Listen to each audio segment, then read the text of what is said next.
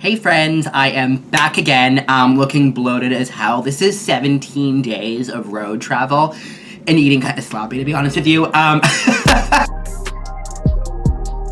This video, I wanted to give you all a quick little review of the New Yorker, which is around not too far from, Hell's Kitchen in Times Square in New York City. It's on 8th Avenue, and I actually got this hotel off Hotwire. So in order, how I look for hotels in a new city is I go to my Hilton Honors account. I'm a Hilton member, as I've shared in other videos. See if there's anything that offers a really good value there, or if there's anything that offers a really good value with my points. And if there's not, then I go to Hotwire and, kind of see what I can find. So before I get into the review, I actually want to give you a few tips on Hotwire that, from my experience in this hotel, as I'll get into, is a perfect example of some of this. You have to understand with Hotwire, they use their star rankings very liberally, okay? So you might have, what you consider to be a 4-star, and then what Hotwire considers to be a 4-star. And in my experience, those are very different things, right? So on Hotwire, this particular hotel was listed as a 4-star. That ain't it, honey. Honey, at best, I would call this hotel a tired 3. Now, it's perfectly adequate, and we'll get into the room tour in a minute, but would I call this a 4-star hotel? Probably not, right? And I think the reason for that is I think just it's a little tired. I think it needs some tender loving care. I think the amenities, especially the bathroom, as I'll show you, are a little run down. But that said, it was, I believe I paid about $131 to $138. I'm not sure exactly how much, but I'll pop in the description below and on this video somewhere my exact rate. I guess there was low capacity in the city this week or something, maybe like a conference or whatever. I don't know. But ultimately, I did get a really good deal. So, I would say I'm not, displeased considering what I paid relative to other options that were available in the city this week. I would say this hotel is very hit and miss, and it's very Art Deco in its look. Personally, I'm not a huge fan of that. Oh, let's see who's calling me. Hold on. It wasn't important. I'm back. So anyways, what I was saying is this hotel is very Art Deco, and that's great, if people like that look. I am not one of those people. I like either, very, very clean and modern, kind of like, a W, or a Renaissance hotel, things like that, or a boutique hotel, or I like, the more ornate kind of Victorian look. But this hotel was neither of those things. So I guess maybe that's part of it too. It wasn't really to my personal taste, but I'm yammering along. So just to sum it up, 2 Hotwire tips before I get into my room review and tour are, remember that they use their room ratings very liberally, right? So what you think is a 4-star might not be a 4-star in Hotwire land, right? A 4-star in Hotwire land is probably more like a 3-star or a 3.5. The other thing you want to keep in mind is you don't want to look at the star rating as much as you want to look at the recommendations, right? Generally, I'll put a filter on my Hotwire that, I want hotels that, people have said it's very good, right? Generally, 80% or so people would say they'd stay there again, right? That way I know I'm not getting something terrible, right? The other thing with Hotwire is if you refresh your browser a couple times, they have an option where, you're guaranteed to get one of these 3 hotels, right? You click on that and you scroll down.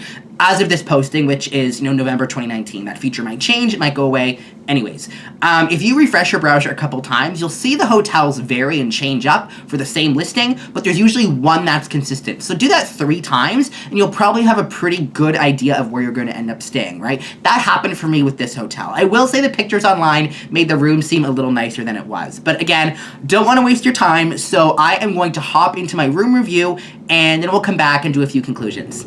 Hey friends, so here is my review and my little tour of my room 3703 at the New Yorker Hotel. Now, this is a room that's not a standard Hotwire room. I paid $60 for my entire stay extra at check-in. They offered that to me, so $30 a night for a bigger room with a better view. So keep in mind if you're booking off Hotwire, this might not be the standard room you get. But let's dive in.